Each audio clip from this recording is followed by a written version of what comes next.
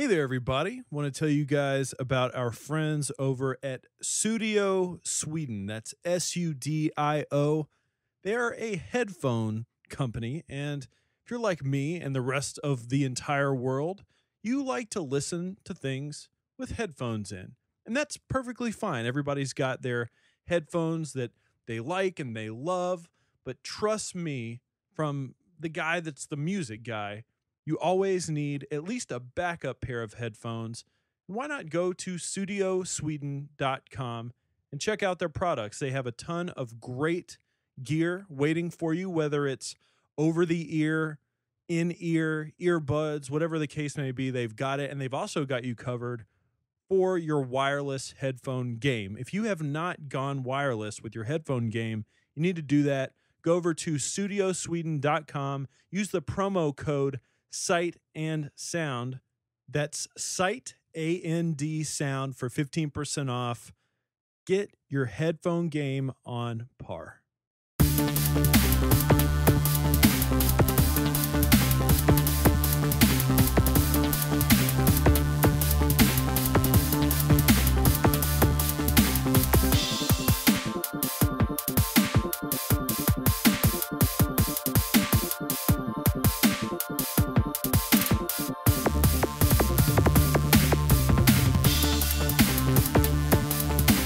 So I guess we're just going to sit around and talk about fonts when we start this. We are, and by we, I mean, yes, both me and you are Photoshop experts. Yeah. And they geek out about things like fonts and masking. And you don't even know what masking is. I have no idea. And anytime that little icon pops up, like that extra thumbnail in the layer. Well, I don't know what this is. Oh my God, I freak out. I control Alt Z or whatever it is to undo whatever I just did. Oh my God, it scares me. Like, get out of here.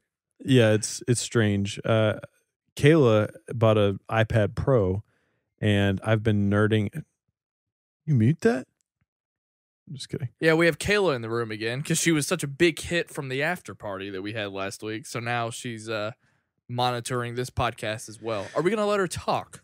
As of right now, no, but I will relay anything that she has to say about Colin Trevorrow or Architects or American Horror Story. She knows about all of those subjects more than we do. Probably. Anyway, she bought an iPad Pro, and why are you so much louder than me? I don't know. It's fine. Don't touch it. It's fine. I'll fix it in post. I'll add a compressor. And anyways, I touched it. I've been nerding out about this iPad Pro now because now I want one, and I can't even draw. You can do a lot more things on an iPad Pro. Wait till you hear about this new gadget. What do you know about it? iPad Pro. What do you know about it? It's a tablet, and Right. Apple doesn't do anything any more special than anybody else. So I have a laptop. Yeah. Yeah, the laptop works just fine. I miss my laptop days. I'll tell you what. So I had a laptop, then I went from a laptop to a desktop. Stop fiddling with the thing. You're fiddling with the red box. Don't you know anything about filmmaking? You do as much as you can in camera so that you have very little editing and post to do. I'm trying to accomplish as much as I can. I feel like I'm not even on. Can you hear me? Yeah, I can see you talking. Michael Campbell. Brody Koning. Can you hear me? Who are these people? Shout out to Ralph Lenardic. Anyways, first of all, how does that make you feel, Brody and Michael? They know that I love him. I was going to say. Michael K. called me the better of the two of us. I'm not surprised. I didn't defend you when he said that, even though he was clearly joking. Anyways, one thing we just haven't addressed, and I actually feel pretty awful about it. We've done many podcasts in this last few weeks. I haven't listened to your movies episode yet. So what do I care? I just wanted you to hear the first 10 seconds. So did you do Ladies and Gentlemen, Boys and Girls, Cats and Dogs? No, I'll play it right now. Keep talking and make your point. So I have not addressed this hurricane stuff going on. We have a ton of people that follow us and our friends with us and whatnot on our Facebook group, and probably a lot of other people listening too, living in the Florida area. And I just hope everybody stays safe, because that's some scary shit. I've never been in a tornado. Are you going to play this thing in my serious while I'm making my serious point? What? Did I ruin it? Yes. It's fine. Of course I was going to play it during the serious moment. As soon as you were done, I was hitting play. We'll just go ahead and hit play, and then we'll bring it back up. No, it'll be a good segue for the movie portion. Just keep talking. Okay. So have you ever been in a tornado before? I'm afraid that my response might sound insensitive, but anytime just say whatever. This is supposed to be a release for people. Anytime I get a tornado warning in Frankfurt, I don't think anything of it at all, because it never turns out to be anything. It's just never a thing here. I'm not saying we don't get the warnings. We do, but it just never amounts. It's like the boy who cried wolf. I've still never seen a tornado in person. Well, they check them like once a month, and one of them is super close to where I work, one of the horns, the sirens or whatever. And my God, I mean, I hear that thing all the fucking time. I mean, regardless, I've never been in a tornado, but do they test like once a month? Yeah, that's what I just said. Yeah. How is it? Yeah, it is. So it always it doesn't freak me out, but I'm just kind of numb to it like you. But are you writing metal lyrics over there? Yeah, I am. I'm numb to the tornado sirens. It's actually kind of badass. I'm numb to the sirens of the wind. Can we start a band? No. Maybe. I would love that. Thought about in between separator projects and solo albums, writing legitimately writing music for you. That way you won't have to bug me about it anymore. You don't really bug anybody about it. Regardless. Just because I haven't done that in a long time. You've given up. Yeah, pretty much. I hate music. That's evident. That'll be my biography title. Regardless, I hope everybody's safe. Ross Cassidy, Ralph, Christina. Who else lives in Florida? Evan DeGraff is in Florida. I don't know who else. I'm probably forgetting people, but be safe. It looks scary as shit. One thing that I did. I think I can't remember. I thought that Aaron Turner lived down there, but maybe you're right. Maybe I'm not remembering that, because I remember Star Wars Celebration was there in Orlando. I know he went to that, but I think he's still from the Midwest. I think he's from I don't know. I don't think he's from Florida. But regardless, Aaron Turner, I hope you're safe. Yeah. Wherever. Yeah, for sure. I did something on Twitter yesterday that I don't normally do. Tweet? I got mildly, not even really political. I guess it's technically not political, but I just got pissed off because what's his name? Kirk Hammett? No, that's Kirk Cameron. That's Kirk Cameron. Kirk Hammett is from Metallica. Kirk Cameron tweeted this thing that you see people do. People of the cloth, Christian individuals. This storm is a reminder of God's power over us. Yeah. I don't care what you believe, honestly. I legitimately don't care what you believe in. And if that is something you believe in, then that's fine, whatever. However, there is a time for sensitivity when you just don't need to say fucking garbage like that, especially as some former child star who's making a name as some snake oil salesman. Fucking Kirk Cameron, you bastard. Your sister's more successful than you. I had a customer today who said that he hoped it wiped out all of Florida. Oh, yeah? Why is that? He, I guess, hates people that much. And he was dead serious. I thought he was. Yeah. I thought it was some kind of black comedy thing, and because even that would have made me laugh, but it didn't make me laugh. Yeah, for sure. I knew he was. Yeah. I mean, it sucked. Some people are just. Did you see that? I don't know who he is. I don't remember his name. But did you see that fighter who had that big, long thread of tweets talking about basically depression just being non-existent? No. And his logic was, I've never had depression, but I'm always happy, so depression doesn't exist. Yeah. And that's essentially how he worded it. Ladies and gentlemen, that's what we call anecdotal evidence. And then, of course, I saw so many people just firing off like, China doesn't exist because I've never been there. Like that kind of stuff. So it was really funny. Roca got in on it. Nick Mundy got in on it. Like a bunch of people were just trashing him because this guy was just moronic. Well, it's also, I mean, yeah, that's clearly just a lack of information in general. I mean, he was a fighter. He's like an MMA fighter. Yeah, he's some kind of fighter. I mean, traumatic brain injury in general, CTE, can lead to depression. I mean, I think that was Nick Mundy's joke is like, yeah, let's listen to this guy who gets hit in the head for a living. Yeah. I don't know, man. It's kind of like, I kind of felt like Christian the other day. Like, you don't always have to type that statement that he made. Yeah. Yeah. I've been going back. Of course, I look at Time Hop every day, but now they've updated the app to where you can actually go directly to the post instead of just seeing an image of your post. Oh, yeah? And so anytime I see a tweet that I find questionable, I will delete it. Because I've said some things. You're self-censoring yourself. I've said some things over the years. You're redacting I think are funny. Yeah. I still think they're funny, but I looked at it and was like, yeah, there's no way I can do this anymore. Like one I deleted today was me bragging about how my black friend gave me permission to say the N-word. And I was like, that sucks. And if this was like from 6 years ago, to be fair, and it wasn't like it was 2011. last year. Yeah. But at the same time, I'm like, I think this is funny and it really happened, but it's like,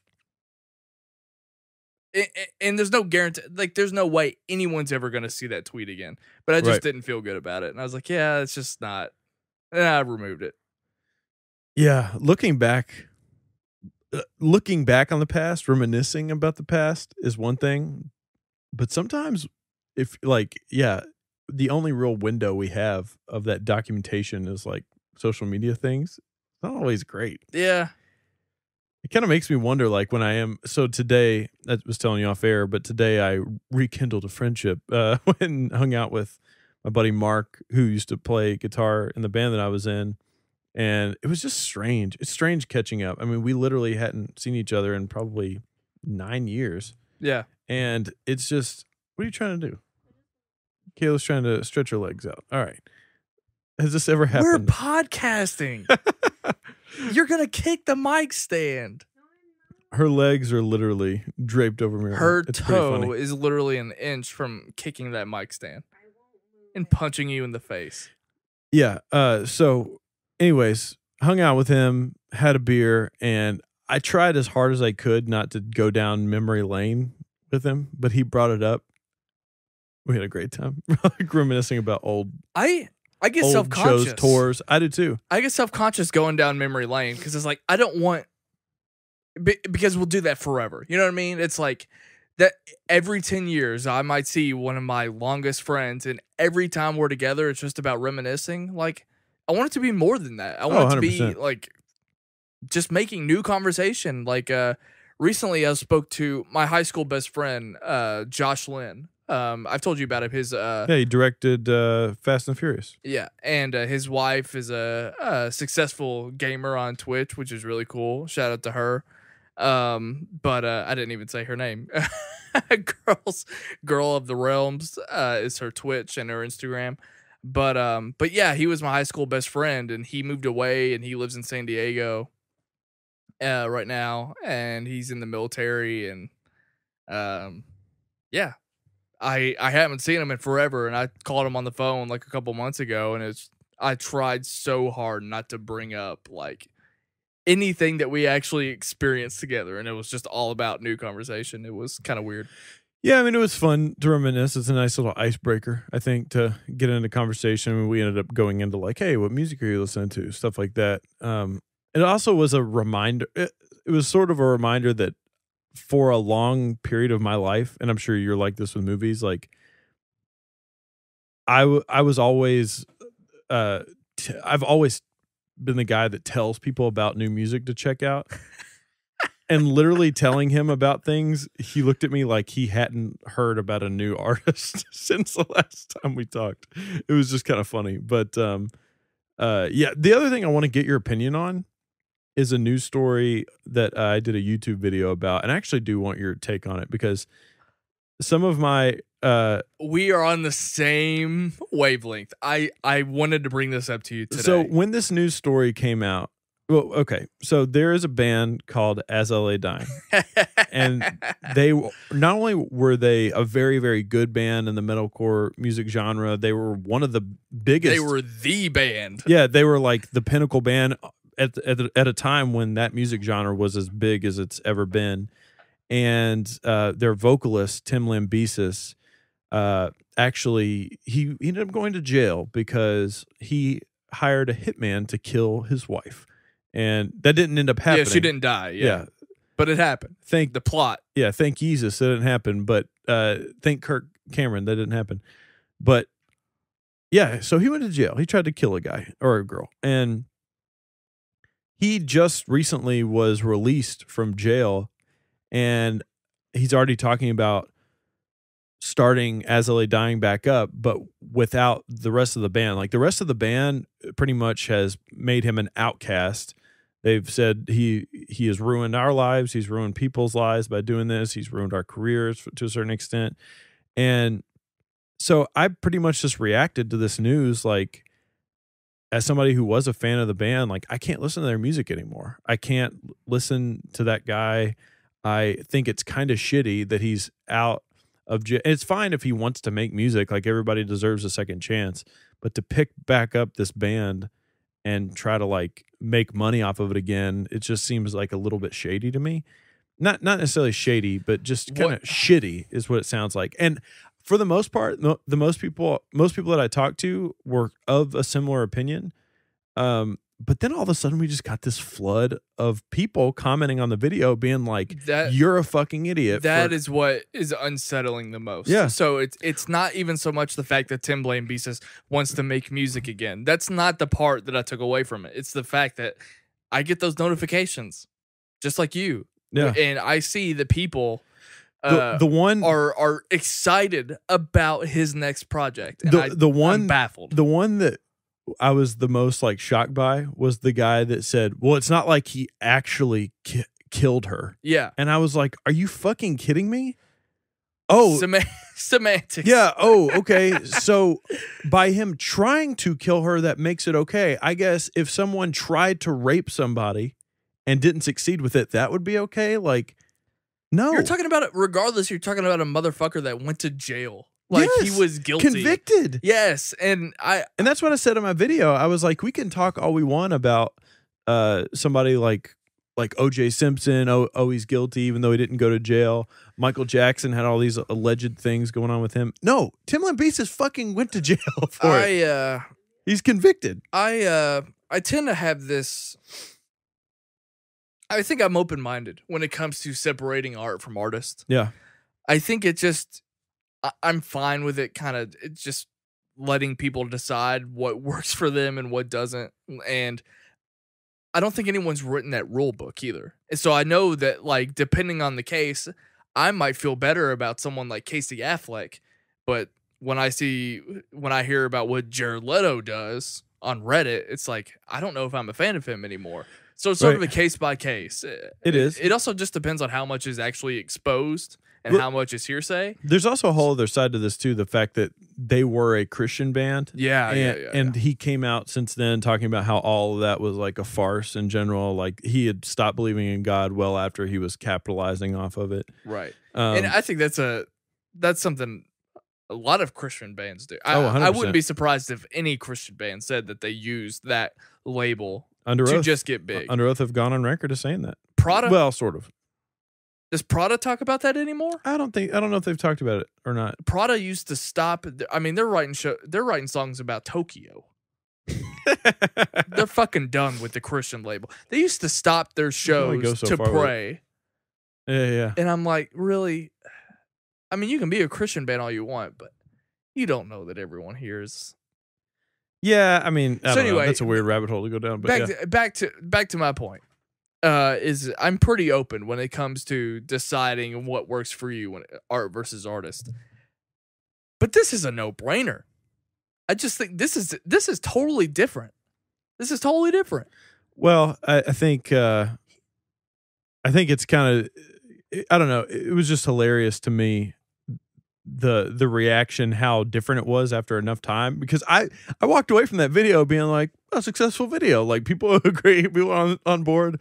Weeks later, no, not the case. It was just, I don't know, a little bit shocking. But if anybody else is interested in like this topic of what you were saying, separating art from the artist and this and that, and how sometimes we struggle to keep up with artists and people that we're fans of after they've done crappy things, there's a podcast called The Music Snobs, and they go through a huge list of people and talk about the psychology behind it and whatnot. Like, there were things that I didn't even really realize. Like, I guess there was some like sexual abuse allegations, or maybe with Prince, I think, or some sort of I don't want to talk more about it without knowing the information, but it's an interesting podcast. Check it out, Music Snobs, wherever podcasts are found. It's a paid ad. To me, that's kind of like if people, like I did that video after Zack Snyder left Justice League. Yeah. That'd be like if people were like cheerleading that move or something.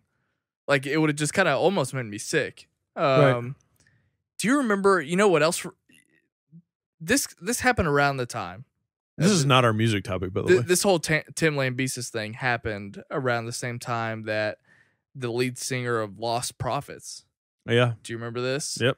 I almost don't even want to say what he was accused of because it makes me so sick. Well, the guitar player and one of the main songwriters of New Found Glory was kicked out of the band because of some issues going on with like messaging back and forth underage girls, and his existence from the band has essentially been like erased.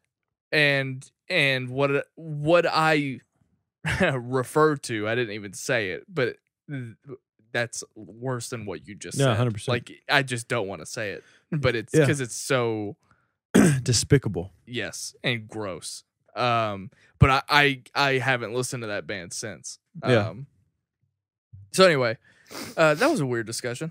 I'm glad we brought it up. On the topic of religion, something I wanted to address. One thing, religion. One thing I talked about in my movies episode is how Fight Club is responsible for me losing my religion.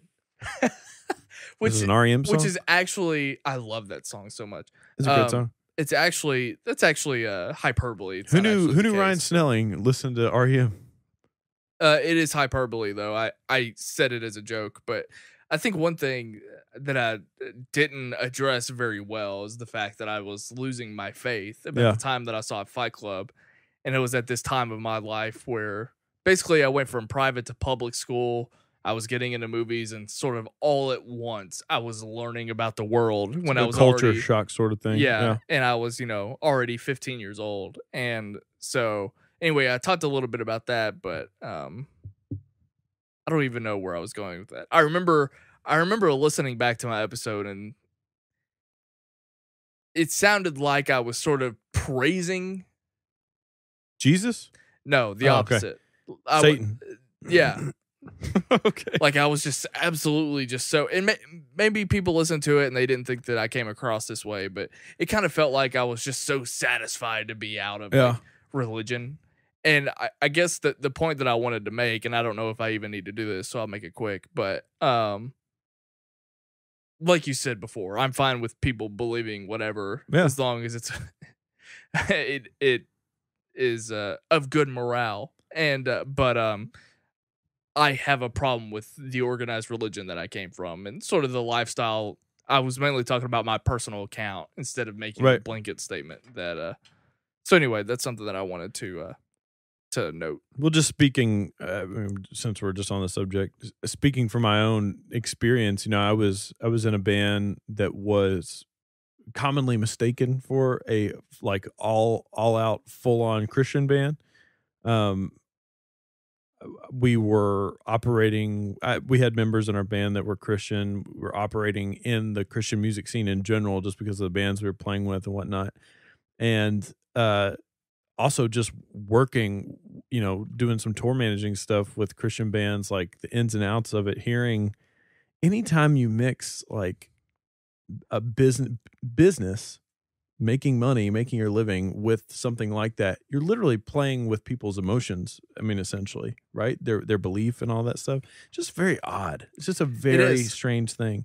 I remember having a conversation about Brave the Storm, just saying, like, should we be a Christian band? Yeah. Like, it was going to be a choice. And yeah, I mean, you got cool points back in the day for being a Christian band, sort of. Which is weird because it should 100% be the opposite. I feel like if you declare yourself as a Christian band, that just alienates so many people. Right. Well, I mean, I'm like sitting here talking like I'm sort of godless heathen or something like that. I mean, I have my own beliefs, spiritual beliefs. We've talked about it, I think, to a certain extent on an after party. Maybe. No, that after party never made it to air, I don't think. Really? We talked about religion, and then it ended up just being a bad episode, so we never aired it. Yeah. So where's it go? Oh, yeah. Might be the only lost episode that we have. What I will say about that, the like older I get, the more I think satanic symbols are hilarious. Like, I legitimately find it like I want to put an inverted cross on a Sight and Sound t-shirt so bad. I think it's fucking hilarious. I've always thought it was hilarious because I don't know, and this is just me being ignorant. It's purely because of how serious people take it. Like anybody. Oh, there goes Kayla kicking the mic stand. Like I said, because her head is buried in that iPad. You will literally see like rappers that do drugs and talk about fucking women and stuff. Like wear crosses and stuff like that, and they just don't take it as seriously, quote unquote. But you throw an inverted cross on something, and droves of people are like, "How dare you?" And I think it's so funny. What is that? What is what? Like when people just have the most carefree, like they party and rap and say all this vulgar shit, and then they have a tattoo of 1 Corinthians.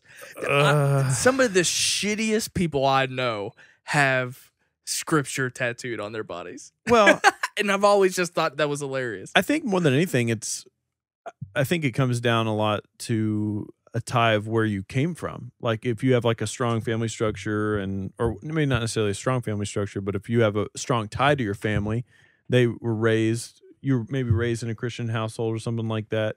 It's representing your family values. Not to a the certain people extent. I'm talking about. Well, I mean, I'm speaking in general. Like, I don't know. Why are we talking about this? I just thought about it. I don't want to talk about it anymore. Let's take a break. All right, let's do it. Kayla's got her legs up on me. Yeah, I'm getting hot. You need to breathe. I'm getting so hot.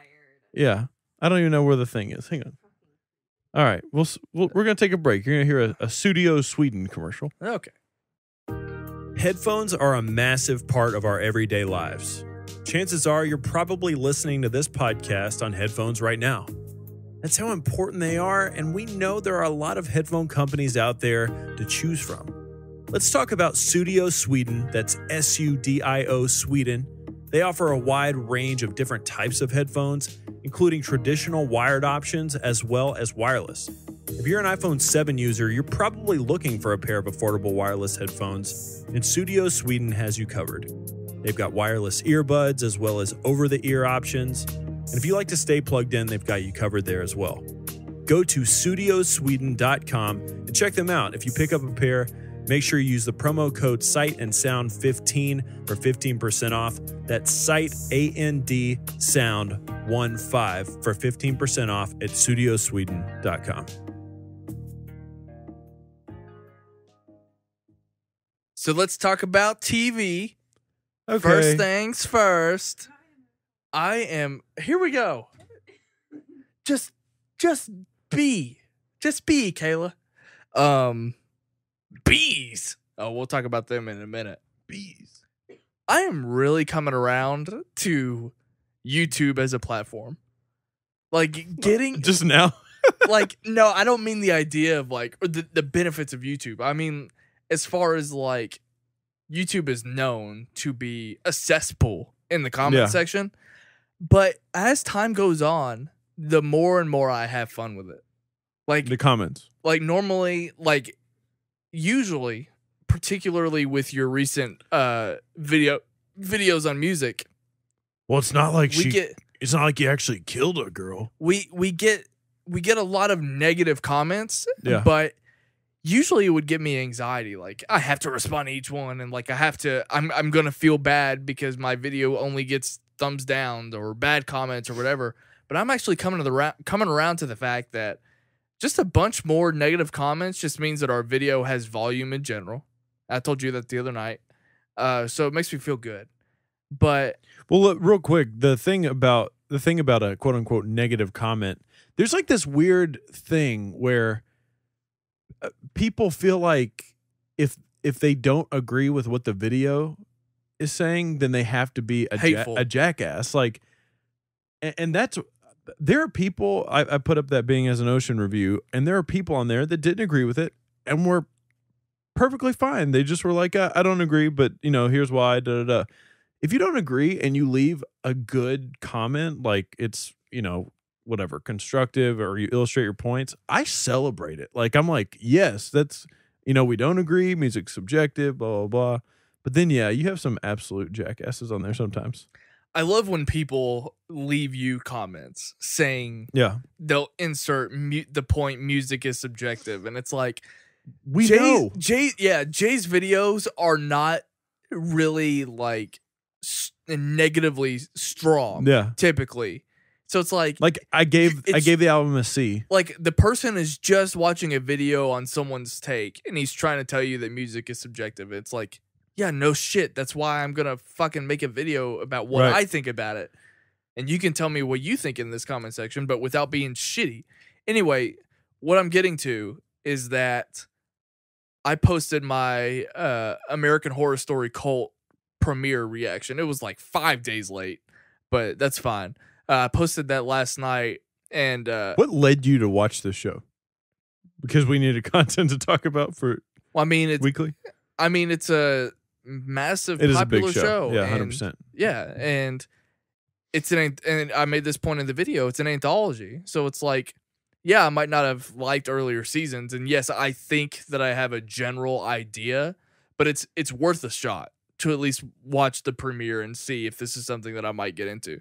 So I had no problem watching it. But yeah, I was just having the point I was making is that usually some of those negative comments that we got, or that I got a year or two ago, would have driven me insane, but I was just having fun, and I think it's funny. But anyway, yeah, I watched American Horror Story Cult's premiere last night, made the video, and I want to talk about our history with the show for a second. Let's do it.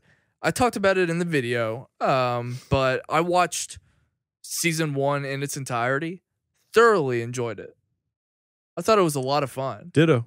And that was back at the time when I didn't even know what the show was, but the show had it was just mysterious, and there was always something to keep me watching. Yeah. Which I think is one of the biggest downfalls of this season and a couple of other seasons that I've seen. But thoroughly enjoyed it. And I just fell off in season 2, and I'm not even sure why. It just got away from me. Actually, let me backtrack, because a few seasons had already happened when I watched season 1. So it's not like I was up to date to begin with. I watched season 1 in its entirety, and then Coven was coming on the air. And I watched about half of that and realized that I was over it. I watched the next season, which was Freak Show. I watched like 3 episodes, was already over it. Then the next season was Hotel, watched the premiere, over it. Didn't watch last season at all. In fact, I don't even remember what it was titled. Right. Wasn't it one with like aliens or something? No, I have no idea. I have no clue what last year was about. But it's just been so hot or cold. And I want your take on this, because this show has a very passionate fan base, and it's almost annoying. They're almost as annoying to me as Walking Dead fans in a way, because I think at this point the people that I'm talking about, I'm not saying every fan of American Horror Story, but the ones that I have in my head, I think will just like the show no matter what, and I find that annoying. Yeah. And I think American Horror Story fans are very guilty of that. But at the same time, and this is either a strength or a weakness of the show, but sometimes I think people just like the show because all they need is an hour of weird stuff happening. I think the point. I think the more important point is horror fans in general, and Luke. I could already hear Luke Jaggers right now. Horror fans in general, I feel like there is just a different sort of vibration through those movies that people care about outside of quality. Does that make sense? There's more of a forgiveness. It's almost the exact same thing that I would say like Marvel movies or comic book movies in general is we just view and respond to those types of movies with almost a completely different set of criteria. I would agree with that. And I feel like horror is a similar thing. And you're either, much like comic book movies, you are either a fan of it or you're not. Now, here's the thing with this show. First of all, I don't know how involved Ryan Murphy still is with this show. As involved as ever. Okay. My opinion on Ryan Murphy, I think he is, not only do I think he is, I think he should be celebrated as one of the greatest TV creators in history. I think he is incredible what that man has done. Not just because of the critical and commercial success of the things that he's done, but the straight up diversity in what he's done. I mean, you're talking about, and things that, so you have somebody like the guy that does all those CBS shows, I forget his name. Chuck Lorre. Chuck Lorre. You have somebody like that who knows the recipe and can execute these things, and he knows his audience. He knows how to make a successful show. Shonda Rhimes being another example of that. And then you have somebody like Ryan Murphy who is doing the same thing as somebody like a Hugh Laurie on a much different level. Chuck Lorre. Hugh Laurie is Dr. House.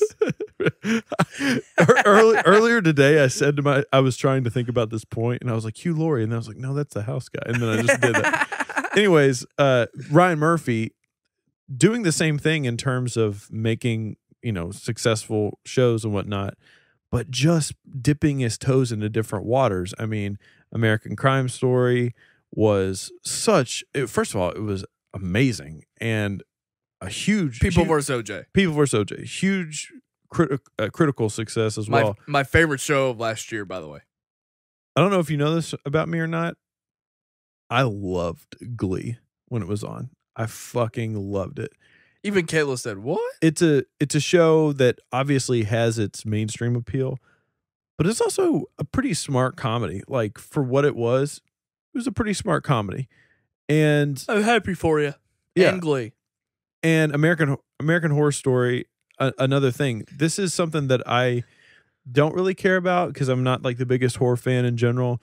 I watched the first season, I think after 3 or 4 seasons had already been on the air, just to see what it was all about. I'm a massive fan of Connie Britton and anything that she does. She's great. Friday Night Lights. She's great. And just in general, that season was so good. I loved every second of that season, and I was super ready to jump on board to season 2, watch 2 episodes, and said, I don't care about this Which anymore. is interesting because I've heard season 2 is the best from a lot of people. Can I tell you the number one thing that took me out of that show? Okay. The first character you see in that season is Adam Levine. What does that matter?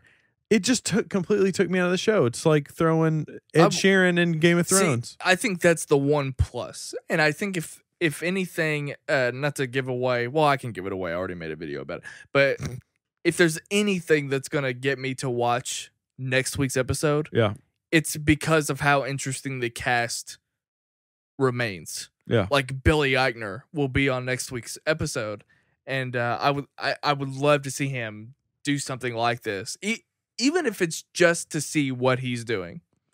Like, I've made jokes about I'll watch Emilia Clarke do anything. Yeah. Is she in the show? I wish. I would watch every week if she was, but she's trying to sabotage this podcast. I know. Her leg is cramping up.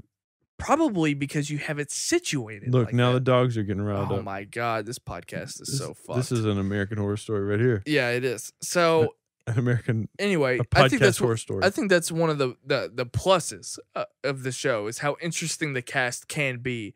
I love how you use the word diverse, even though it's totally true. But it's also ironic how every single show he just casts Searle Paulson.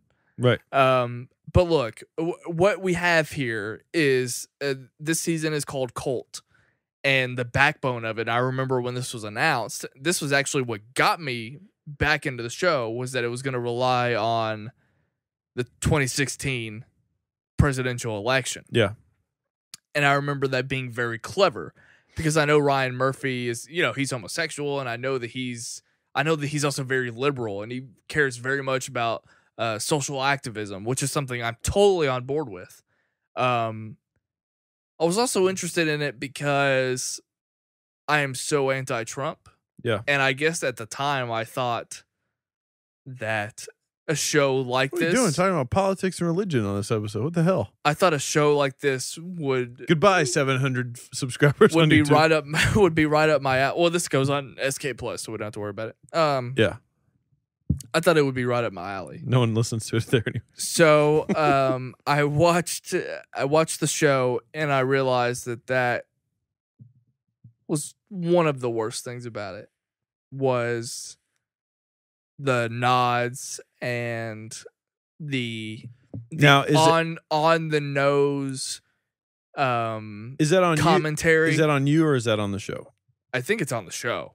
Really? I mean, I haven't seen it, so I think the show, and this was actually... Does it do it cleverly or smartly? No, it's not clever. It's not clever. Sarah Paulson, literally in a scene, is eating dinner, and she happens to be on her phone. It shows Twitter, Donald Trump's Twitter. It shows him...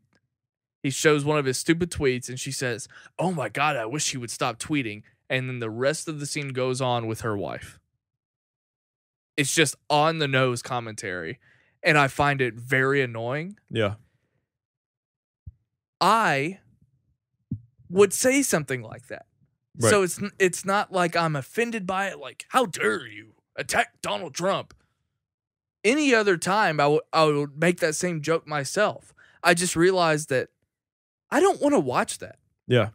I really don't. Like, I thought it would be...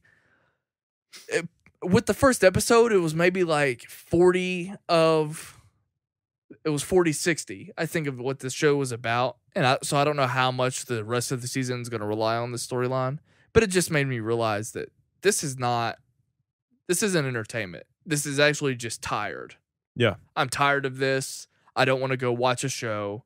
And it was unfortunate because, again, I will admit that at first that was what I thought brought me in. And now that I've seen it, I don't want anything to do with that. It's fascinating in general to sort of look at it objectively and to look at the state of pop culture and entertainment now as opposed to what it was like in the last 8 years. Because, and I think it's safe to say that for the most part, pop culture landscape and a lot of the people that we follow and know and whatnot are more liberally minded, regardless of what you think about that. People listening, it doesn't matter. But I do think it's hilarious now that because in the last 8 years, yeah, people would talk about politics here and there. It's not that, it happens. They talk about it.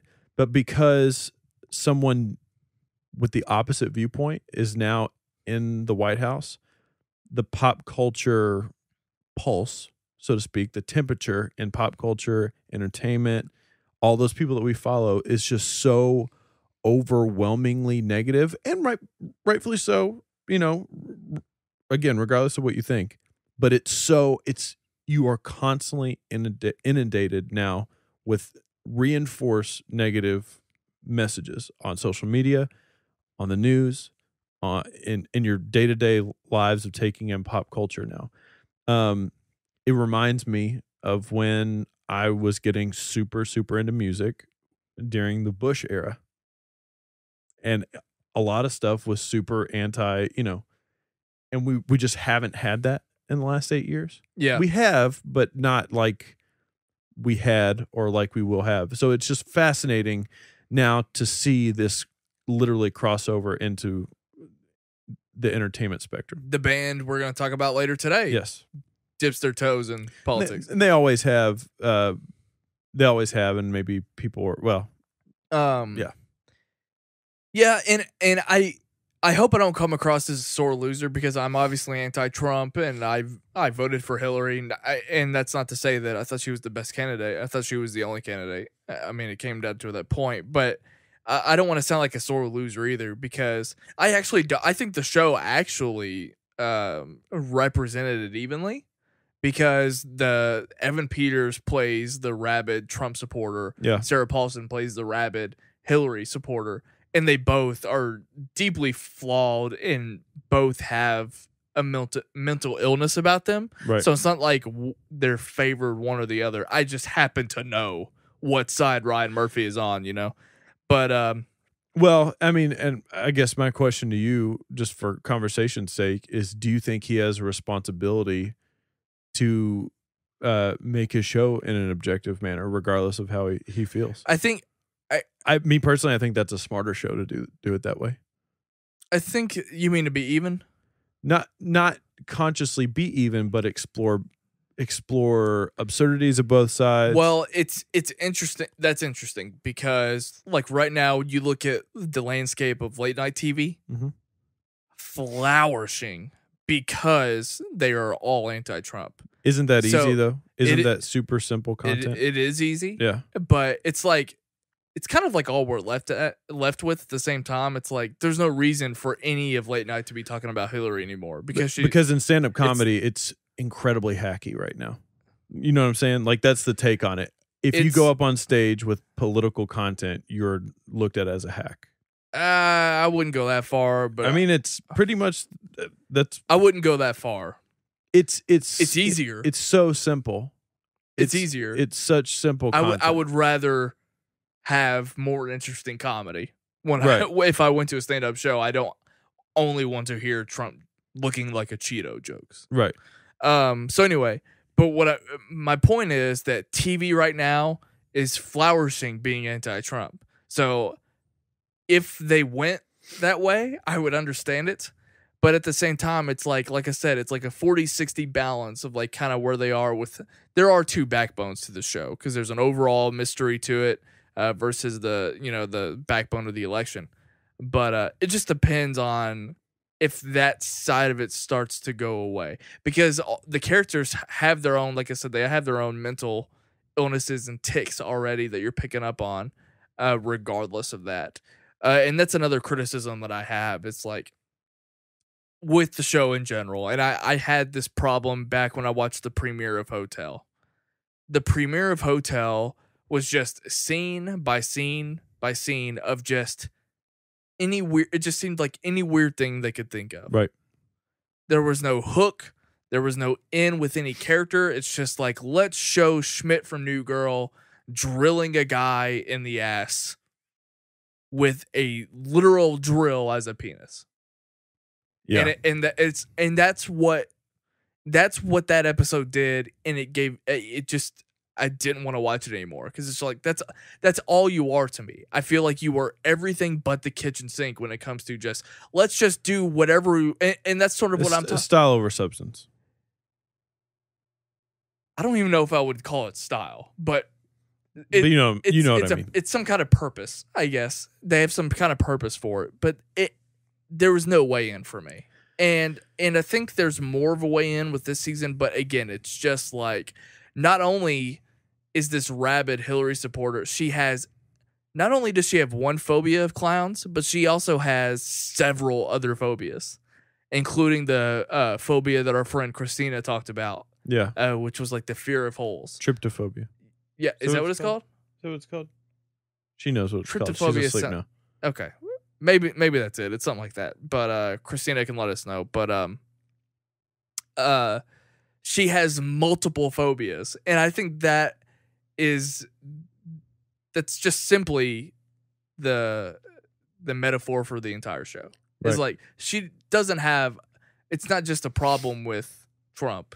It's a phobia with clowns, but she also has multiple phobias, and including this particular phobia.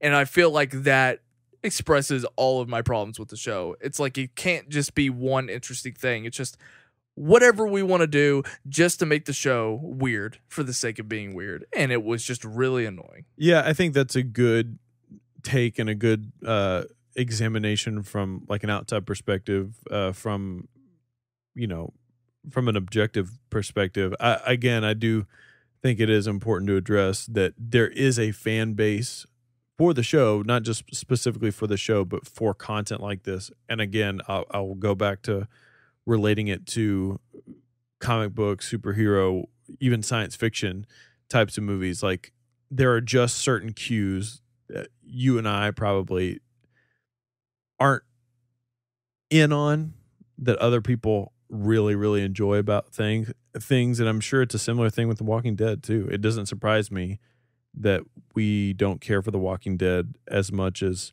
again, because you and I can get into just about any TV show. I mean, one of our favorite TV shows of the year is a TV show about housewives living in California. Yeah. I mean, as long as there's a good storyline, that's what breaks through and crosses over.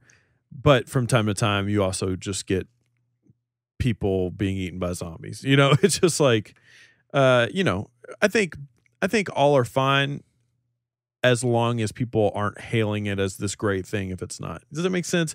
That's when it bothers me. It's like, no one's going to say, if you love Daredevil season 2, no one's gonna say that it should win Emmys. You know what I mean? Right. Like, if you are, you're completely just misguided.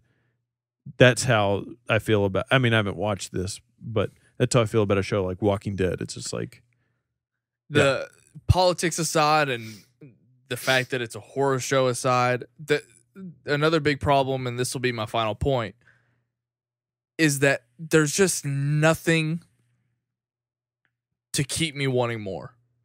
There's no hook at the end. There's nothing that existed in that episode that grabbed me and said, come back next week. Like, I don't even know what else can happen, but there was no epic climactic moment. There's not enough of that because there's just so much of all this weird stuff. Like, I watched that episode expecting that, and then sure enough, it failed me.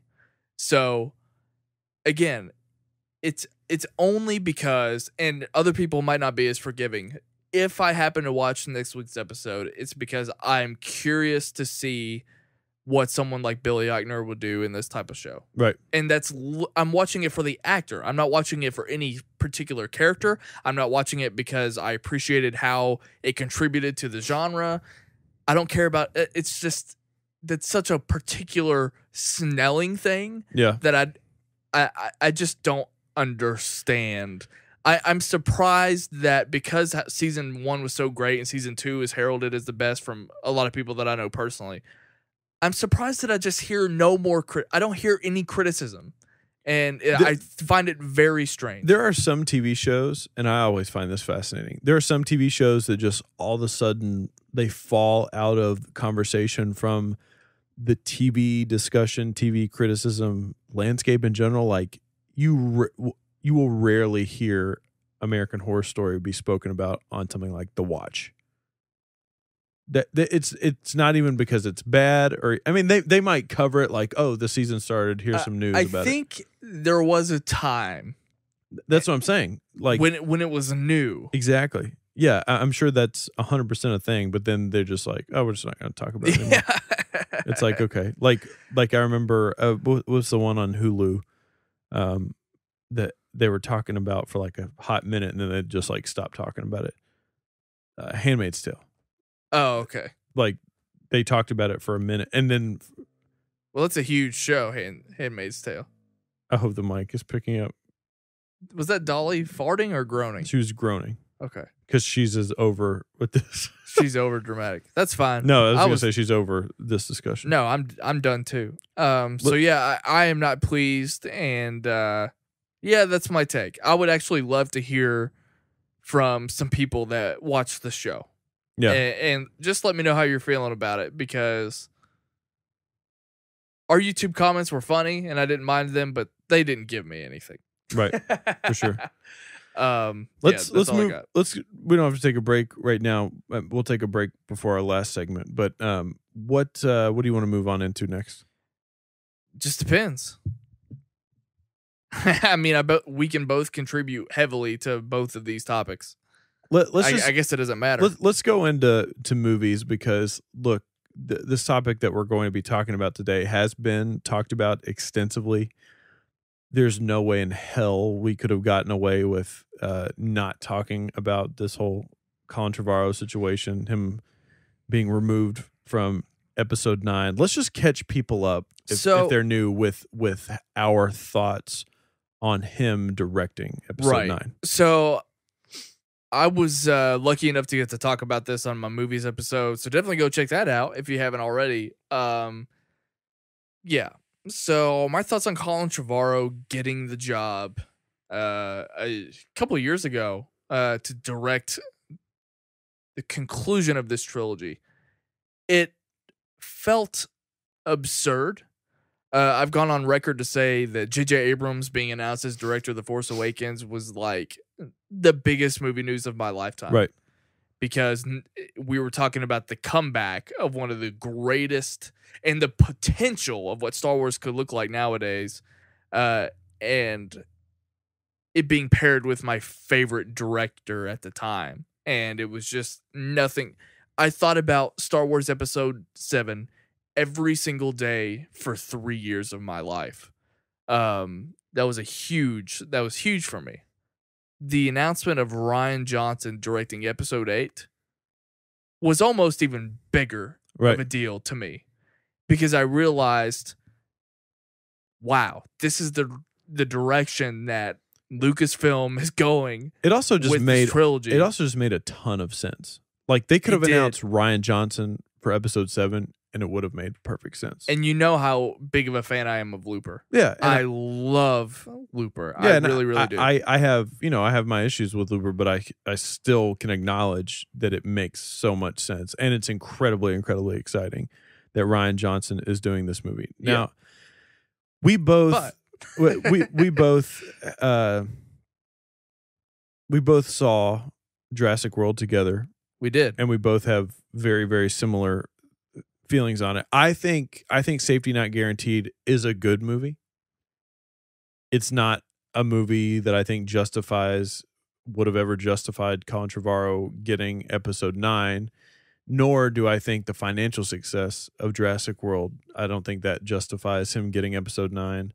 And people can say what they want about that movie. Was it probably for most people just a fun movie? Yeah, I get that. I had my own issues with it. But even walking out of Jurassic World, there is still no reason for Colin Trevorrow to ever be named as a director. I love how for one of these films. I don't know if you saw it, but I tweeted out Jurassic World is empty calories. Yeah. And immediately people responded as if they knew that was a negative connotation. I was like, I guess if you know me personally, you know that I probably... It's like a Jaye Williams take. But it was like saying that something is empty calories is just saying that it's like you could take that as saying it's a guilty pleasure. But they automatically knew that I didn't like it, so they were already like, "Come on, Snelling." I was like, "You don't even know that I meant that in a bad way." That's only a movie community reaction. I feel like me saying that Imure is nothing more than breakdowns. Like, I mean, that's essentially true, but to say they offer nothing more is just not true. But most music fans would understand that. I feel like movie fans they don't want you to say anything negative about something that has a positive light to it. Does that make sense? Sure. Like I can say Christopher Nolan's Batman trilogy was good. But if I then went back and said, actually think parts of the last film are unwatchable, how dare... That's just my take. I already said that the trilogy's fine. I don't know. That's a side note. Where were we? Christopher Nolan for Episode 9. Let's talk more. No, I hate that. Well, I want to talk about that. We can talk about that. So with Jurassic World. So I thought the film is just fine. I watched it a second time to make sure that I thought what I thought was real. And It's fine. It's fun. I think it's the best thing I could say about it is that I think it's the best Jurassic Park sequel. But it's thin, and it is empty calories. I do believe that. I mean, there's not a whole lot to take away from it. And yeah, it was fine. It was fun, and I actually would give him some credit for doing that. But as I said before on the podcast, and I've said it again, Jurassic World didn't inform me at all as to who Colin Trevorrow is as a filmmaker. And I saw Safety Not Guaranteed, but it warrants a rewatch. I need to see it again for me to comfortably talk more about it. But I thought the movie was fun, and I enjoyed it. But I still don't know who Colin Trevorrow is as a filmmaker. I didn't see his stamp. I didn't see his identity or anything. So I walk away having... That's such a weird statement, too. The stamp... People putting their stamps on things is a very popular phrase to throw out. This isn't directed towards you. It's just me reacting to that phrase that's been thrown out a lot lately. Like, when you're working with these big... with these huge franchise movies like this, how much room do people actually have to put their stamp on things? Force Awakens was exactly what I thought it would be, as tonally. That is very much it is Star Wars. That's but totally that is a J.J. Abrams. That's movie, totally, but the tone of a movie has just as much to do with the screenplay as it does with whoever's directing it. Maybe I should have made it so simple, but I can just tell from the tone and just the personality and the identity of the movie. The same way David Fincher is one of those directors. David Fincher, maybe stamp isn't the word, but it's the look and feel and it's identity. It is the identity and the personality. So I look at Jurassic World and I haven't nailed down what a Colin Trevorrow movie looks like. What his identity is. Right. Yeah. And to be totally fair, I still haven't seen Book of Henry. If anything, it's a little bit more like kind of funny, like dark humory almost. Like there are parts in Jurassic World that were like slapsticky comedy. I mean, what parts? Straight up. We've talked about this before. That whole storyline with old dude Jake, what's his name, from New Girl. That whole section of that movie, the fact that it was even allowed to be in there is ridiculous. It's not really slapstick, but it's ridiculous. It's absurd humor in a movie about dinosaurs trying to wreck shit. Yeah. So, and again, I haven't seen Book of Henry, but so far from what I've heard in the trailers and everything, like, I don't see any parallels between what he did with Jurassic World versus Book of Henry. And maybe that's my fault for not having seen the movie yet, because maybe Book of Henry would let me in on more of a Trevorrow movie. But I've heard that is not something I would walk away from being happy about because Book of Henry got such horrible reviews. But I don't even have to talk about the Book of Henry to talk about the fact that I reacted when he got episode 9. It was just the first time I went, and the reaction, which is funny about it, because even before I was even thinking about covering anything movie related, I had a similar idea. It's not as much of a reaction to Colin Trevorrow directing a Star Wars movie. It's about Colin Trevorrow not having the experience to direct not only a Star Wars movie, but the final chapter in this trilogy. Right. Probably the most pivotal moment. Like, right. If anything, it should have been J.J. Abrams doing that one. Like, yeah. I mean, it just, and we talked about this, and I feel like most people have this take now. But I texted you once I found this out, is more than anything, I do feel bad for Colin Trevorrow because he had this dream moment taken away from him. But I do, any quote unquote blame, and a heavy air quotes, is more on Lucasfilm for putting him in that position. Now, with that being said, yeah, I can see that. With that being said, Lucasfilm, Kathleen Kennedy have nobody to answer to. Nobody. They don't have to apologize for this. They don't even really need to be embarrassed, in my opinion, for this, because their job is to ensure the safety of this film franchise at all costs. And in my opinion, hats off and huge thumbs up to Kathleen Kennedy, because I agree. It is not only her job to ensure that, but she is actively making sure that it happens. Now, people can say all they want. She runs this tight ship. It's her way or the highway. Yeah.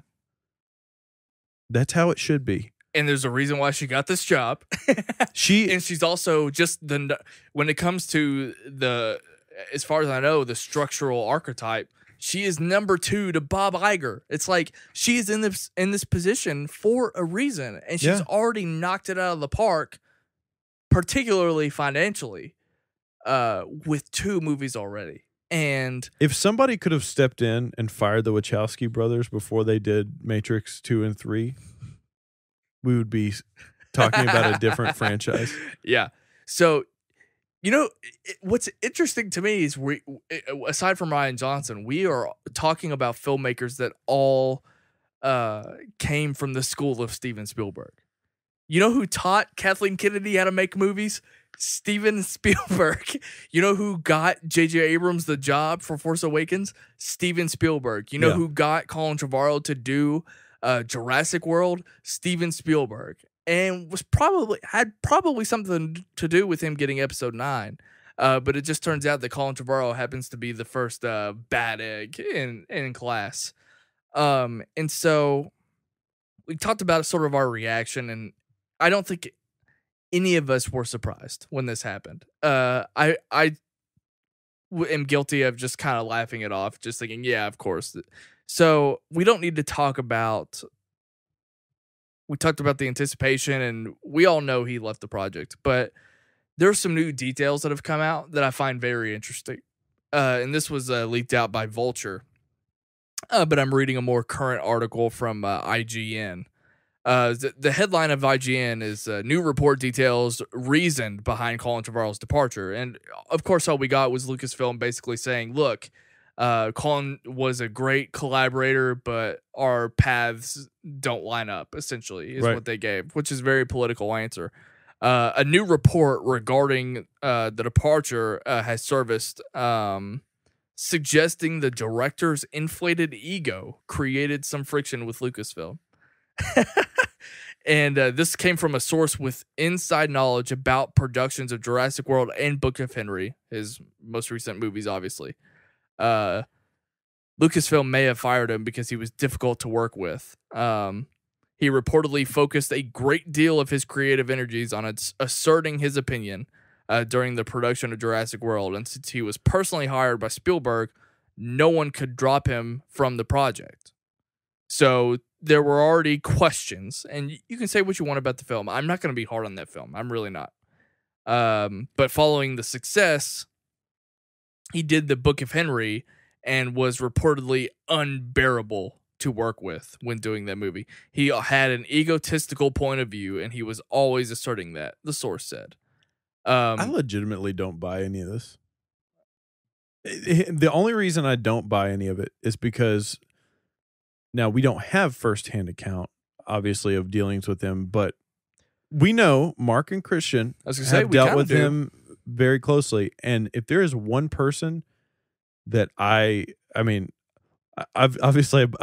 Christian Harloff 100%, but Mark Ellis is one of the most sincere people I feel like you could ever speak to, especially from somebody as successful as he is, living in LA, all of those things.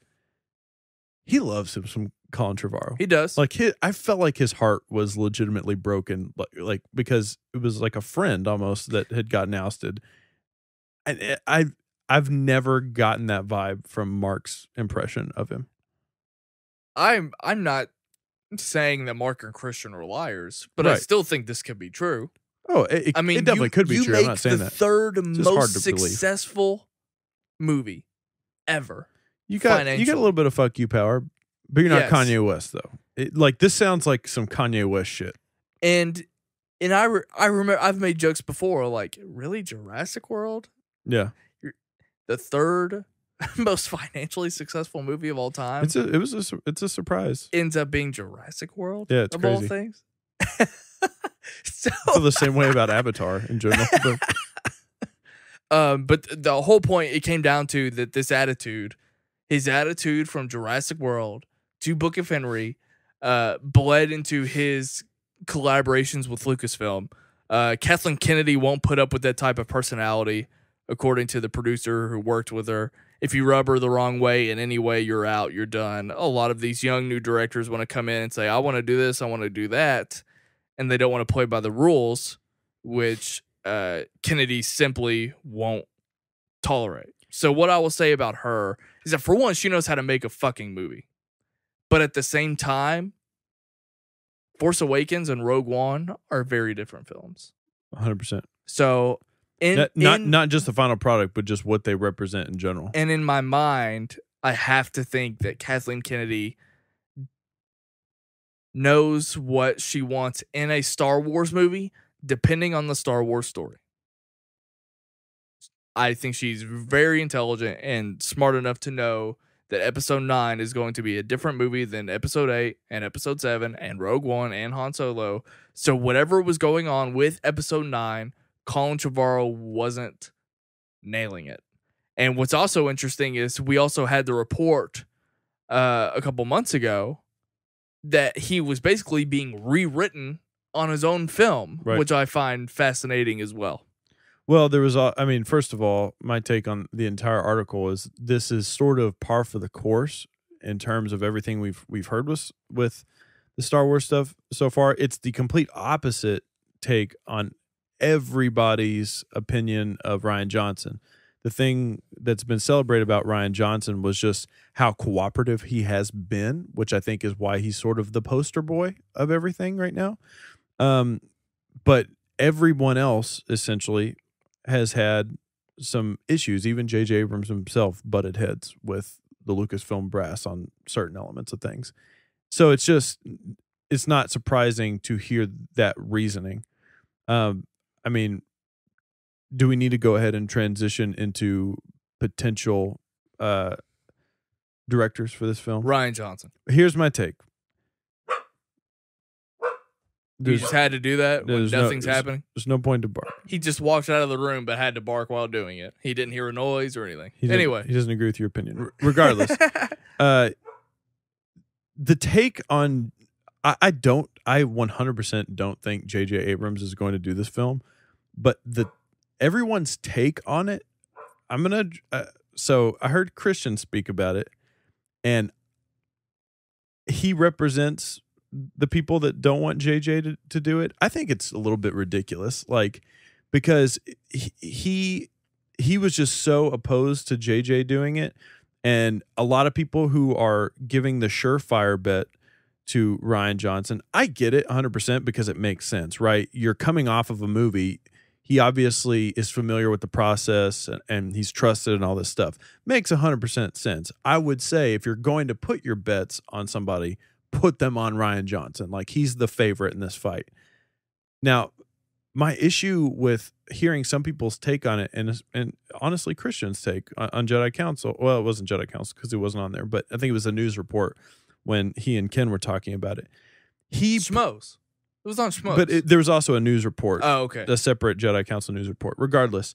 Yes. His take on it was that he, before giving the reasoning of, well, he's coming off of one, this and that, it has to be him because of how good Episode 8 is going to be. I just want to put things into logical perspective.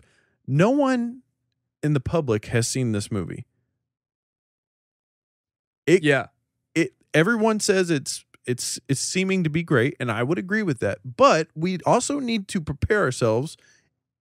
There is a potential. There are porgs. There is a potential that it could not be good. I'm just laying it out there how it is, and that would be completely fine. Go away. If it wasn't good, that would be completely fine, right? If the movie was terrible, no, it wouldn't be good at all. It should be Rian Johnson. I think just from straight up just from a straight up logistical standpoint. However, there are people that I would love. There are people that I would love to see have an opportunity, and everybody's talking about what people are. Their time is already taken up. I do think somebody like a Patty Jenkins would be hilarious for her to step into this position because she is in this negotiations right now. Why hilarious? Because she's in negotiations right now with Wonder Woman, and she is one of the only people who is not preoccupied. Andy Greenwald had a pretty interesting take how interesting a Ryan Coogler Star Wars film could be, and I think that's a really interesting take on that. But you look, a lot of the names getting thrown out, of course it would be cool to see them, but it's just not logistically possible. People like a Jon Favreau. Obviously I would be literally lighting couches on fire in the street if Christopher Nolan got named for a Star Wars movie, but it's not happening. It's just not happening right now. I'm glad you said that because there's no way in hell it's happening. Because I like to give you a hard time for always going there, even though you're definitely not the first person that thinks of Christopher Nolan when it comes to directing Star Wars. But for one, that's not his type of film. There's no way that he would decide to direct a Star Wars movie unless it was more like Rogue One, and where it just didn't have to look like Star Wars in any capacity. But even then I have just such a hard time bridging what Christopher Nolan does when he makes a movie to what Star Wars does when they make movies. Well, I think the point, and the greater point is, not only is it hard to see, I will go out on a limb and say you do not want to see what a Christopher Nolan third film in a franchise looks like. You want Christopher Nolan helming a standalone or potentially an entire trilogy. That's exactly. And look, that's why let me go back on what you said, because you said a lot. I will have the same reaction to the announcement of JJ or Ryan getting it. I will have the exact same reaction, and it will be fist pumps to either one. My first go-to is Rian Johnson, because I think that Rian Johnson, for one, I like the idea of this movie being not as safe and being darker. I like the aesthetic that he will bring to it. And I think that we've already seen some decisions that Ryan has simply just made better. Which, to be specific, Snoke. The look of Snoke and what he seems to be doing, the fact that it's more motion capture and more realistic than what we got in Force Awakens, which just kind of seemed over animated in a way, not as seamless. It's also a hologram. Yeah, but I'm talking more about the motion of it. I don't care that it's a hologram. But I think what he's done with Snoke so far already looks better. I could care less about the scar on Kylo Ren's face. I know that that's a change he made. I don't care about that. But it's also just not a big deal. Right. And that's why I go to Ryan. I think he's already done number 2. He can just bridge and just keep going. It just makes more sense in general. But I will have the same reaction if JJ would be announced. But I don't have to go out and be like Matthew Vaughn or Christopher Nolan, or I don't have to do any of that, because I don't know why people are so quick to go that way, because especially, look, I love Matthew Vaughn. I think he's great. You know how much different, not just how different a Matthew Vaughn movie would be from a Rian Johnson, a Matthew Vaughn movie would be from even a JJ movie. I think Matthew Vaughn was who I wanted to direct Star Trek Beyond. As soon as I heard that JJ wasn't directing that movie, I said Matthew Vaughn. I think Matthew Vaughn is a little bit more disciplined, actually. He's all about making fun blockbusters, but when you look at Kingsman or Kick-Ass and then X-Men First Class, he knew that those are different films. He put the reins on, Yes, and X-Men First Class is one of my favorite superhero movies of all time. So, yeah, I know. I said it. It's a great movie. It's phenomenal. The best X-Men movie. Anyway. I agree. So, I think Matthew Vaughn is a more educated choice than, say, Chris Nolan, but I'm not immediately going to that, because Matthew Vaughn, again, directing the third in this trilogy with JJ, it just doesn't make sense. And the Ryan thing does make sense across the board. So that's why I'm going there. Ryan Coogler is a cool pick, though. I think that's.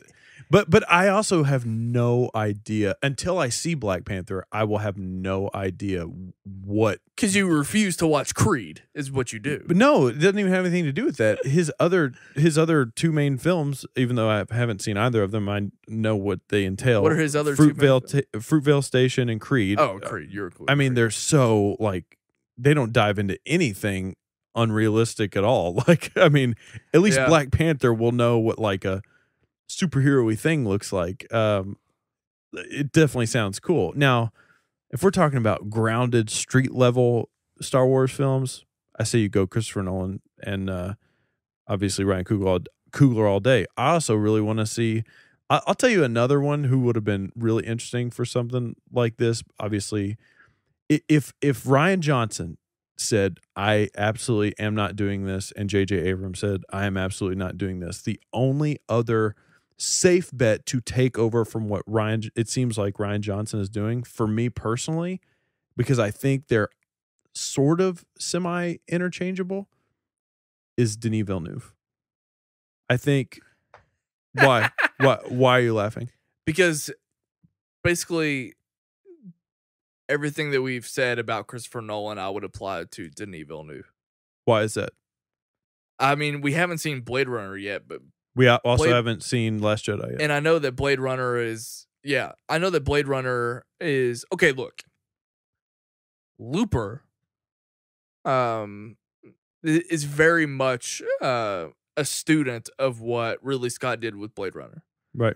And so we're and then we're talking about the sequel of that film, obviously. So maybe it's not so apples and oranges, but I'm just strictly looking at filmography. And I think Denis Villeneuve and Christopher Nolan are basically like filmmaking cousins at this point. So I just see it the same way almost. But maybe Blade Runner 2049 will give me more context.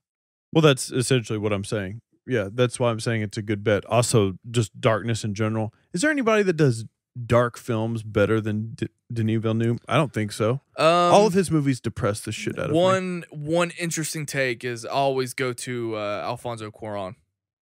Yeah, that's a good one.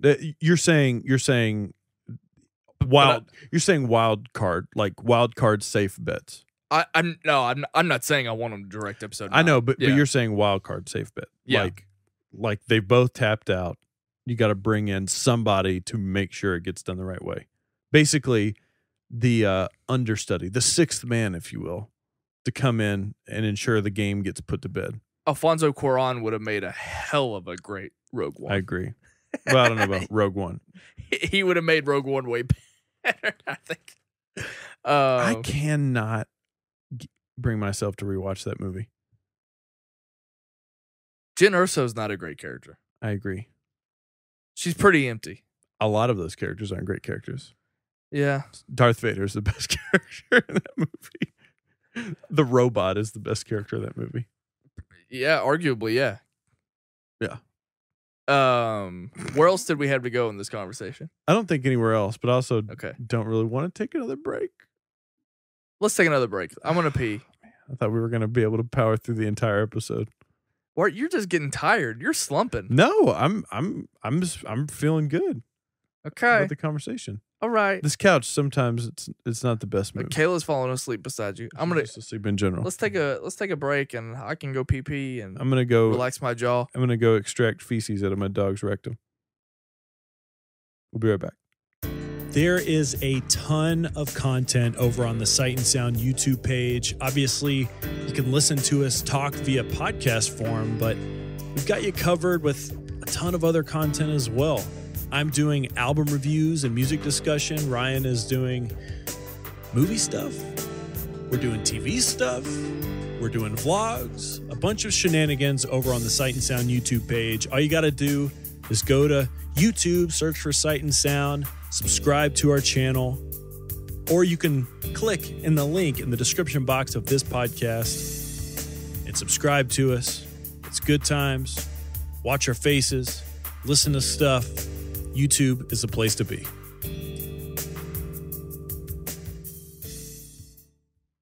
you said off air that you were super excited to talk about this week's music topic, which makes me happy. I want to say it was like 2 weeks ago, there was news that the metalcore band, whatever you want to call them, Architects, that they were going back into the studio. Now, in general, this is big news, and we're going to talk about why it's big news and all of that.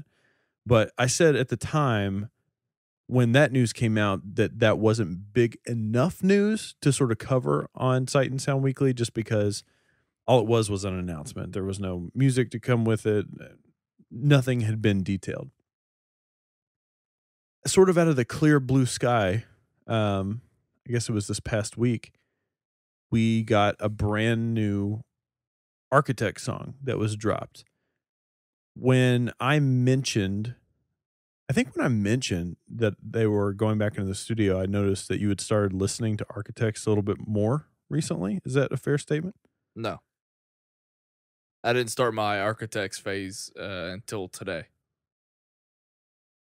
Before this, you were listening to them. I saw you listening to them. I haven't listened to Architects. I haven't listened to music at all since you told me that announcement. I think it's a fully lie. The last played song on my Spotify was "Look What You Made Me Do" by Taylor Swift, and you remember when we last talked about that. So the song came out just before we get into actually the song in general. What was your reaction to the song coming out, and why in general are you so excited to talk about it this week? I'll answer the second question first. So Architects is all I have left, Jay. they're the only band. Maybe Bring Me the Horizon a little bit. Maybe like You Me at 6. They're the band that I forget about with you. Who, Architects? Yeah, because it's hilarious because I mean I know that you enjoy them. I know that we have that common interest, but it's funny to me because they are one of the most metal bands I think you even really listen to. Like I don't even call them metal. I mean I know, but legitimately a metal band. Yeah, but metal to me is like what Trivium and all of those guys are doing, and Architects don't. They're not too far from Trivium. I mean, I would call them metalcore still. I wouldn't. Well, that's what I mean. Like you don't really dabble in. I would call them metal in the same way that you kind of blanket so many bands, screamo bands, but I don't think they play metal the same way that Metallica does. You know? Yeah, I mean. We could go down a weird rabbit hole with that, and we won't. But I always have you lean more towards like a screamo or post-hardcore realm of things. And then I remember I'm like, oh yeah, he's a big fan of O Sleeper, As I Lay Dying, Architects. No, I wouldn't. No. But Prada, another band. Yeah. Too. So I've talked about it before, but there's always these bands that I think have I feel like they were made for me. Like they have this particular interesting recipe where it's like that is perfect for me. I love this sound and I only want that for the rest of my life. And so those are the exceptions. Right? There are plenty of times where I've talked about how I want to hear bands evolve, and they have to evolve to keep me interested. But there are also, on the other hand, I like the idea of, like you said, an O Sleeper. I like the idea of just having 50 songs that sound like O Sleeper instead of having to worry about this stage in their of their evolution or this stage of their lives, what have you. You're talking about the familiarity. I like the familiarity and the comfort zone because for it's the sound that it works for me and I can't get it anywhere else. And because it's just so... it grabs me so much. Architects is the exact same way for me. I love but it's actually different because I think Architects, at least for me, I can pinpoint their explorations a little bit more, but they're still the through line, right? They're still just Architects is Architects. But it's also, I guess maybe it's not fair too, because Architects, I feel like they might not have been around for forever, maybe like 10 years, but they've also had like much longer than that. Yeah. I was gonna say they've had a lot of full lengths regardless. They've had 10 years. Yeah, 10 years is a solid statement. Is this the one coming out their sixth? It's their seventh, I believe. Seventh full length. So here's what I will say about Architects. The funny thing about this band, I'm not trying to sound like Mr. Cool Guy or anything with this. I don't remember what band we were talking about. There was like one random song that I had just never heard before, and I had admitted it on the podcast. The band Deftones, who have been around forever, celebrated band, just got into them like 4 years ago. But Architects, I remember. Do you remember back in the day, people used to give you like, well, I don't know about you, but people would give people iTunes cards. No.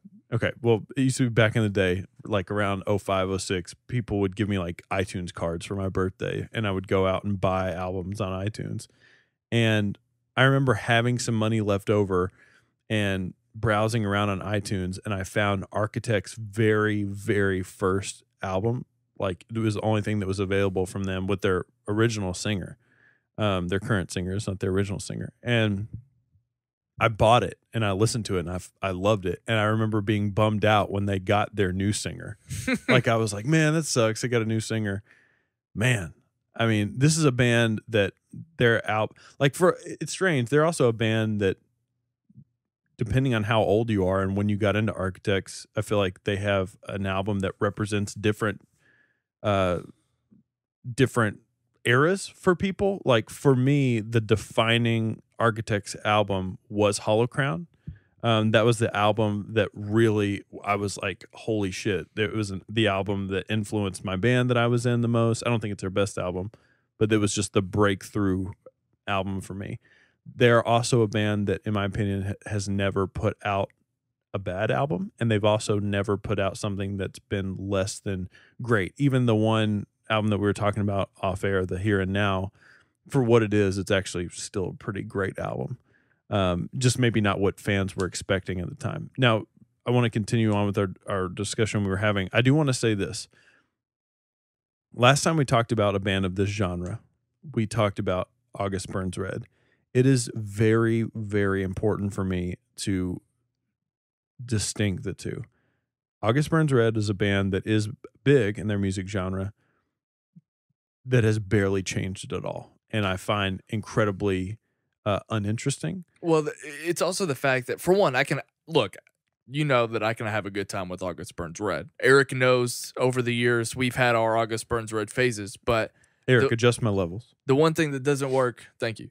The one thing that doesn't work for me is that the particular type of music they play, what can get annoying is that they play so fast, it feels like songs are never ending. Because by the time that they've played 10 parts, you're only a minute into the song. So they can wear on you a lot more. Whereas I think that's slightly different than, like, because at that point you're not even necessarily talking about the sound or genre that they're playing in particular. It's very showy. Their method. Yeah, it's very showy. So I mean, Architects are also a band, and this is strange. They've budged. Well, Architects are like a lot of other of their contemporaries, in the sense where in the metalcore music genre, some of the best bands and some of the biggest bands in the music genre, I'm thinking about a band like Bring Me the Horizon, Every Time I Die, Converge, Architects, obviously. Throughout their entire career, they're not making overwhelming like changes, just complete left or right turns. Even a band like Bring Me the Horizon, how much their sound has evolved, you from album to album, you kind of understood.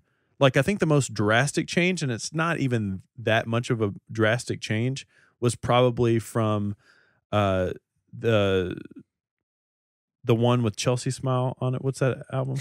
I don't know. That one. I didn't like him then. That one into There Is a Hell. I think. Do you think that's the most drastic change? Simply, it's not. But like the one, Sempiternal to their latest one. I think that's the strongest change. But you still could understand it. All they did was sing more. Yeah. Right? It wasn't like some There's an evolution. It wasn't 808s and Heartbreak. No. It was it was an understandable evolution. And I think the same can be said for Architects. Exactly. Their biggest drastic change was the here and now. Whereas August Burns Red doesn't budge, but Architects has, and there has been, like I said, there has been more of an evolution, I think, and that is very apparent. I had a good time going back and revisiting their albums. The only album that I didn't listen to at the present time was Hollow Crown. Right. But I've been with them. I remember when the Here and Now came out, and it was the first time I even knew what Architects was, and it blew me away. But I had a good time revisiting that album, and it's much more punkish than sort of what they've evolved in now. Because I would have actually labeled that album. I would label it because, when you go to iTunes, or I don't know how it is now, but there's always like 3 genres that you would pinpoint it in. I would put hardcore with that album. Definitely more of a rock feel in general, like even more post-hardcore. Like the band singer has often said that the album Visu by Thrice is one of his favorite albums of all time. They actually covered a song from Thrice on one of their albums, and it's like I remember that part. What the part that includes the lyric, the here and now, it's that snare roll. To all those who live in the here and now. It's like they would never. They aren't doing that anymore. Do you have a favorite album from Architects? This is also one of those discussions that whatever your favorite album is, I would be like, you're completely fine with. It's such a straight line for me. It's in terms of quality. I think the album I have no problem just saying no, it's not my favorite, is Daybreak, the one after it, because that's more of like a top heavy album for me. Whereas like as the album goes on, I'm just a little bit over it. I would say that it would either come down to the Here and Now or Lost Forever, and I think Lost Forever would probably edge it out. Yeah, so I'm going to remove the Here and Now from the discussion, and I'm also going to remove their first 2 albums from the discussion, because those albums are all very, very different from what, like, the main idea of what Architects are essentially are Hollow Crown, Daybreaker, Lost Forever, Lost Together, and All Our Gods Have Abandoned Us. It kind of reminds me of like Under Oath. Like Under Oath wasn't Under Oath until Spencer was there. That's right. That's completely right. My favorite album from Architects is Daybreaker. I think it's their most versatile album. It's their most diverse because it still has a lot of elements from the Here and Now in it. There are songs on it that are slowed down. It's just a more progressive album. Lost Together is my least favorite. Oh, really? Album of those. Yeah. Which is also interesting because All Our Gods Have Abandoned Us, their most recent album, I think is one of their best albums, but it's also probably the least risks they've ever taken. Yeah. But that album is every single thing from front to back that you would ever want from Architects. I think there's the least amount of evolution actually comes from Lost Forever 100%. into, so it just felt like a continuation of Lost Forever. I think when I'm looking at the albums, the Here and Now, I told you this earlier, and I remember talking to Eric about this years ago.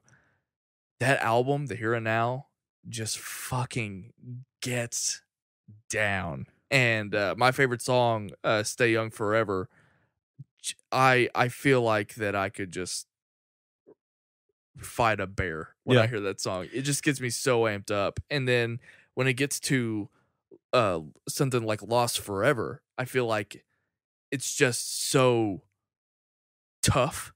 It's incredibly aggressive. But it's also a little bit more apparently thematic. Oh, 100%. Because I remember talking about the song Broken Cross. Yeah. God only knows that we were born to burn. Blah.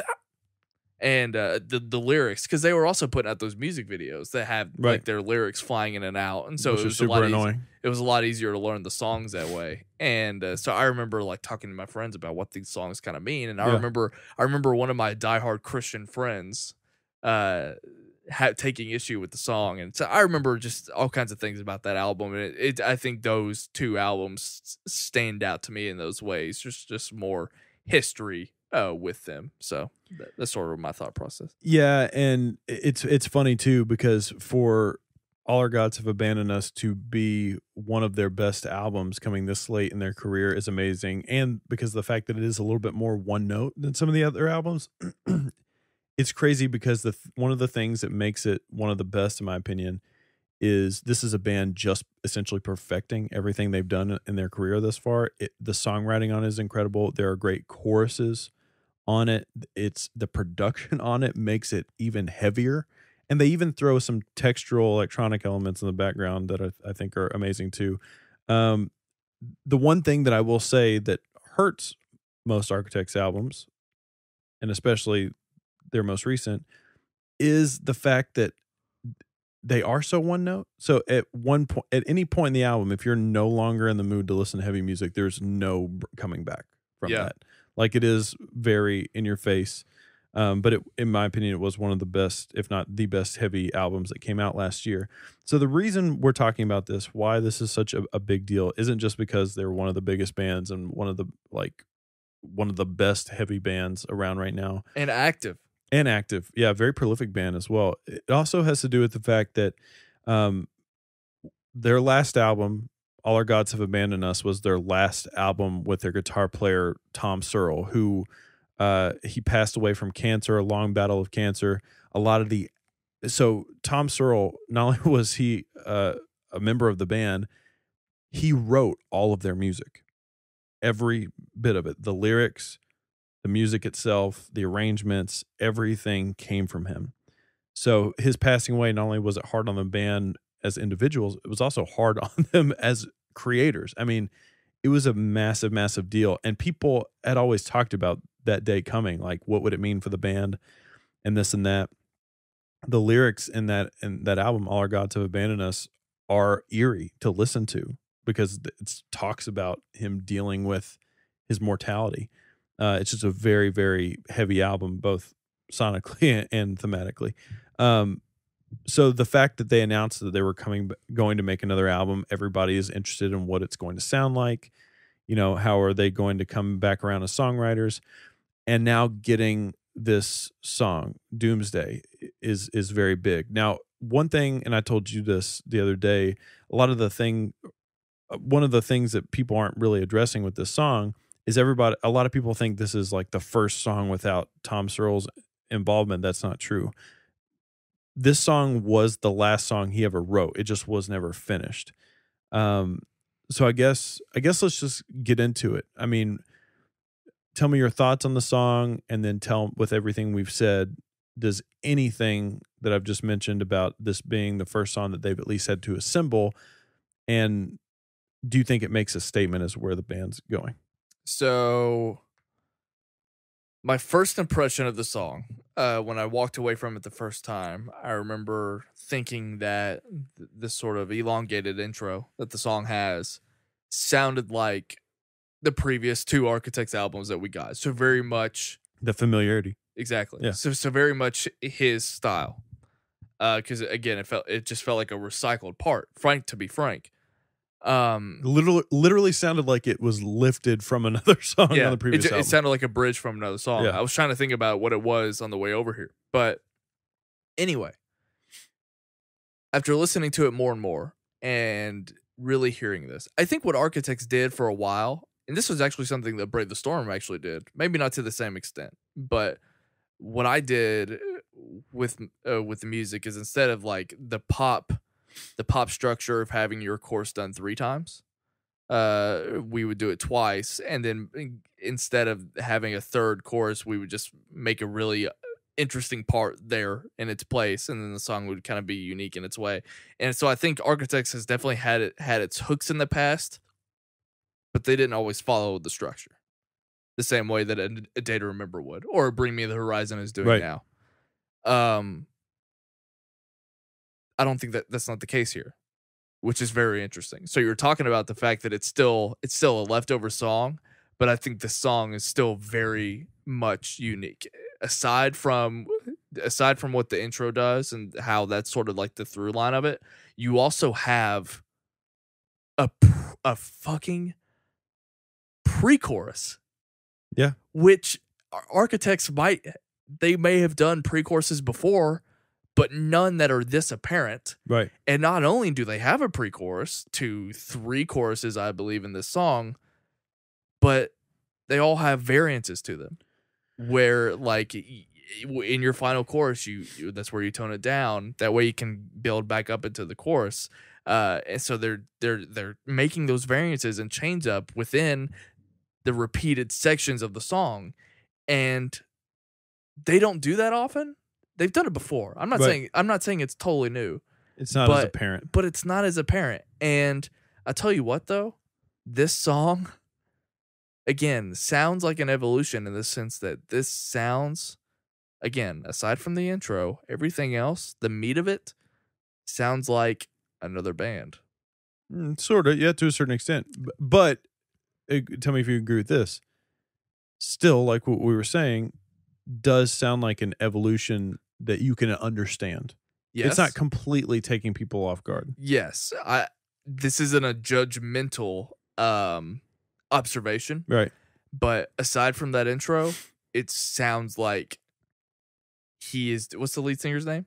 I should know this Carter. Because I love him. Is that his name? Or did I just make that up?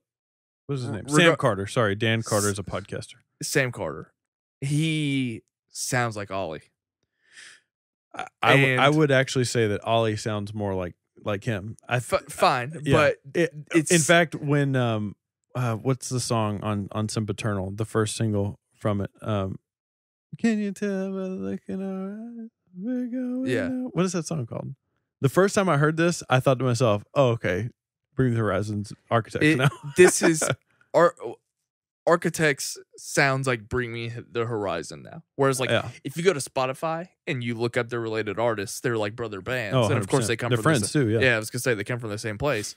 This is the most Bring Me the Horizon song, and it was kind of fun. Again, going back to the fact that we just came off 2 albums that have that kind of singularity to it. Right. I the more I listen to it and the more I learn the song, I actually like that take. I told you that the other day. I said the song gets better the more you listen to it. It does. And I'm having a lot of fun listening to it. Yeah. And but again, though, I mean, it's still you still have the talking point that this song doesn't have to represent what the rest of the album is, and I don't know that it's possible. Yeah, I want to talk about that too. The funny thing, and I talk about this all the time, that music is so much more interesting when there's stories behind it, and obviously there's a tragedy behind like a lot of the stuff we're talking about. But with that being said, examining the song itself, there is so much to pay attention to.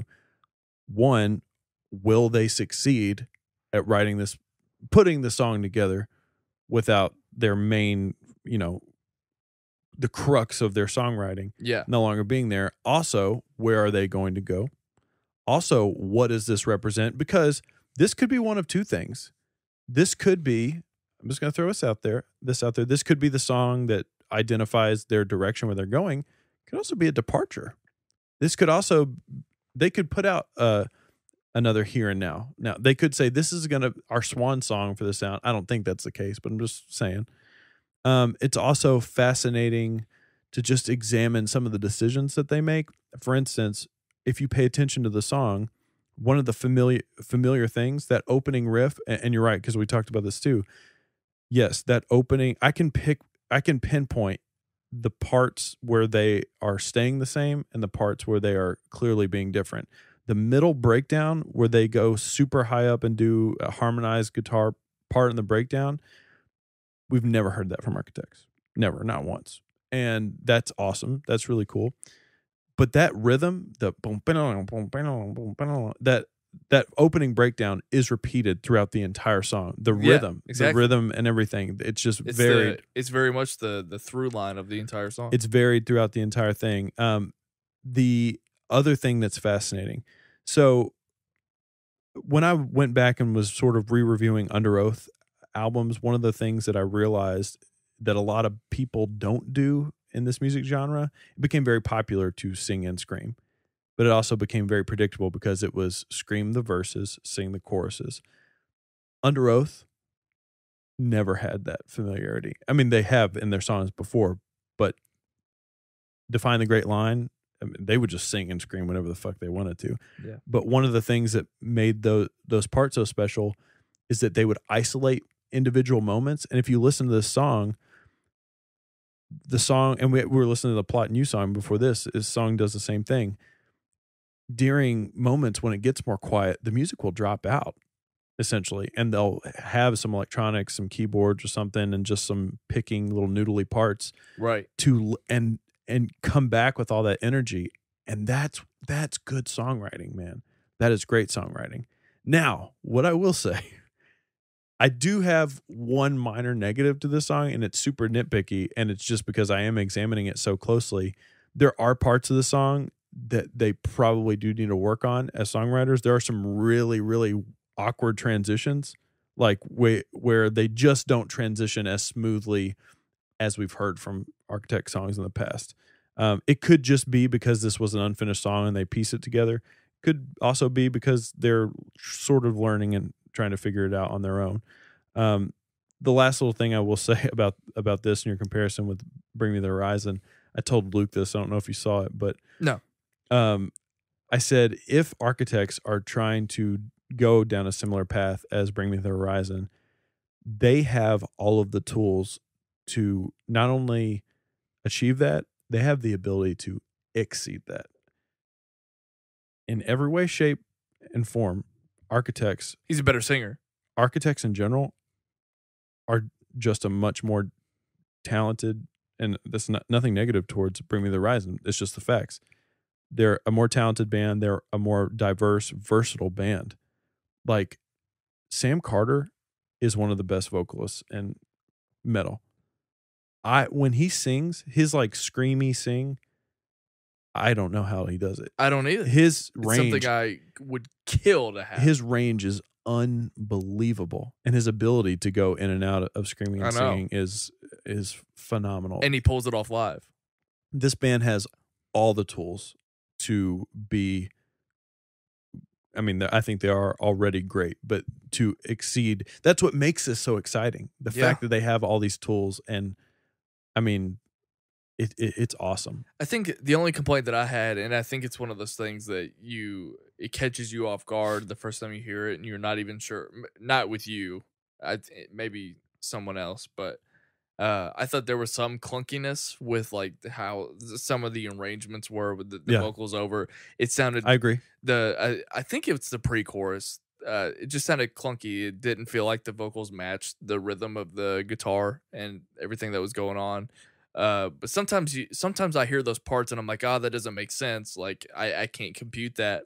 But then there's other times where all I have to do is continue listening, and then it starts to make sense for me. So I think it actually is going to be more of the latter, but that was sort of my first kind of okay. The biggest nitpick I had with the song, and I feel like it was like kind of a missed opportunity in the chorus of the song when he goes, "The good die young." Yeah, I wish there was an accented like cymbal hit on that, and like the guitar matched how he sang that part, but it doesn't. He just like, I don't know. That's me. You also, I mean, that's another thing. The way that the intro kind of makes you think, okay, how is this new? Right. I was guilty of feeling that when he starts the chorus with that line. I was like, again, that his voice, and again, that's what's the main reason why I'm so attracted to this band to begin with. For one, I love my vocalist, but at the same, again, his voice has a lot to do with why I stick around, because it's so interesting. But at the same time, iconic. I think a lot of people bite all over his nuts. Yes. Yeah. But at the same time, you also, the extent of it, I guess. Like, yes, it's different from the Here and Now versus what he's doing on Lost Forever, right. But you can only do the sing, scream so many ways during a course. Oh, 100%. So and this isn't something I'm saying I dislike. I'm just saying that, again, it starts out feeling like something that is familiar. But I actually overall think this song is very interesting. Well, that opening chorus is actually relatively quiet. I mean, he comes in like super quiet and builds up to something a little bit louder, which I just have to say, and you're included in this, if people enjoy this honestly reminds me of things they did on Daybreaker. I mean, Daybreaker opens up with a song that is like almost completely sang. The opening song barely has any screaming in it at all. There's a lot of songs on that album. Is that the quieter song? I think that's the song I always skip because I always go to. But see, the best part about one of the best parts about that album is the sequencing. I mean, that song starts out quiet and leads into a big, loud part at the end and drops out into, you know, the next song, which is incredibly heavy. I like Feather of Lead. That song gets down. That's sort of the Stay Young Forever of that album. Feather of Lead. It has a really fun part in the middle of that. Maybe I'll put together like I was gonna do that. A starter pack of well, yours would completely omit songs off of Hollow Crown, and that's no, wouldn't. I would put Every album. Last Breath on there. I don't even know if that's the best one to put on there. Oh, I have no idea. It'd obviously be Hollow Crown. I just threw out a song from or no, album. It would obviously be Early Grave. That song is so good. I'm glad. All right. That's pretty much it. You guys need to check out Architects. Definitely check out the video. Actually, no, hold on. I actually want to ask you. Yeah. Is it possible, if the majority of our audience doesn't care for this type of music, is it possible that Architects, can you find an album that is a gateway album? Because it's still, if you are someone who listens to bands like Jimmy Eat World all the time, it's still a harsh. They do a great cover of Bon Iver's. They do. Blood Bank. It is really good. Yeah. But we're still talking about a harsh band. Yeah. So I'm wondering. I would say if you have a hard time getting into like Slipknot, then you don't waste your time. Like, if I don't know though, because like this might be a special thing, but Sturgill, one of my best buddies, Sturgill, best man at the wedding I won't have. He knew for a long time I was in Brave the Storm and, you know, the type of music that I would listen to. His gateway band of all the bands that he couldn't stand was Oh Sleeper, Son of the Morning. And it baffled me. I don't know why.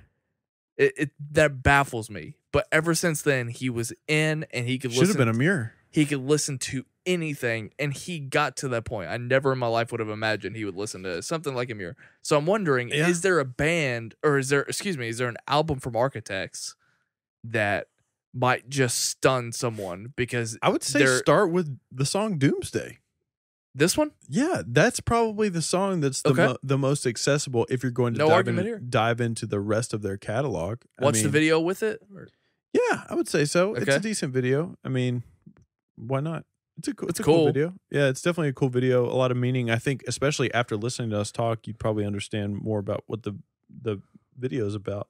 But yeah, I don't know.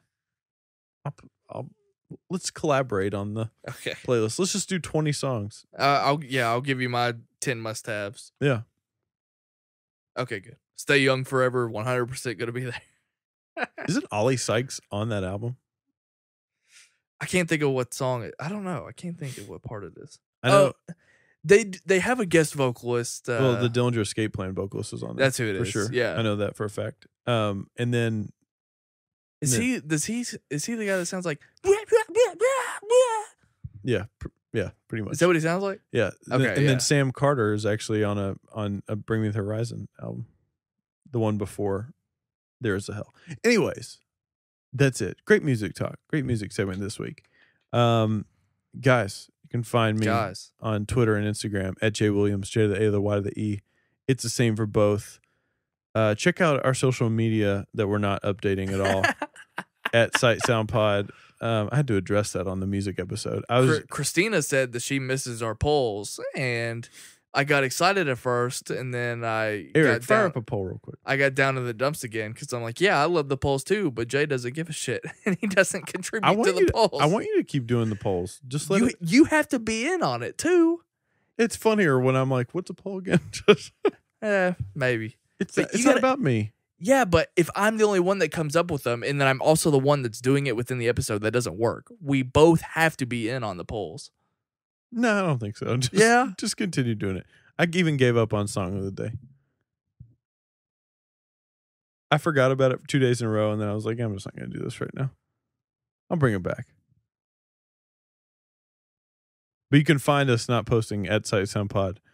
Also, getting close to 1,000 subs. I said I thought we could do it by the end of the year. Yeah. I called that like months ago. Do you think that's I think it's absolutely possible. I need to be uploading some more. I was going to say. Music reviews. That's been killing it. That's been working. Think of how quick we went from 500 to 700. It's ridiculous. It was like in the span of a month. Yeah. Like a month and a half. I mean, this last New Music Friday was kind of a letdown. But what do we have to look forward to? That like moths to flames? You can follow me on Twitter and Instagram at WhatUpSnell. Make sure that you go check out our September exclusive t-shirt right now on the Here and Now. sightsoundpod.com. Get all of your t-shirt goodness over there. You've seen some of the fall shirts. A few ideas I'm working on. What do you think of those? I don't remember them. Yeah, the one with the skunk. The one with the skunk on it? Yeah, I remember the one with the skunk. Yeah, I remember that one. Well, now I'm gonna have to do one with the skunk on it. Make sure that you keep your eyes peeled and your ear to the ground for the skunk shirt. And should I put a skunk on it and have it say "Sight and Sound"? Smell you later. Sight and sound and smells. That was okay. That's better. Anyway, I don't know what else there is. If you listen to us as a podcast, thank you so much. We see those numbers going up as well. Make sure you check out our YouTube channel. Podcasts go up there. You can actually comment and get involved in the discussion. Also, our Facebook group. That link is in the description below. Come talk to us. We appreciate it. Thank you so much. Goodbye.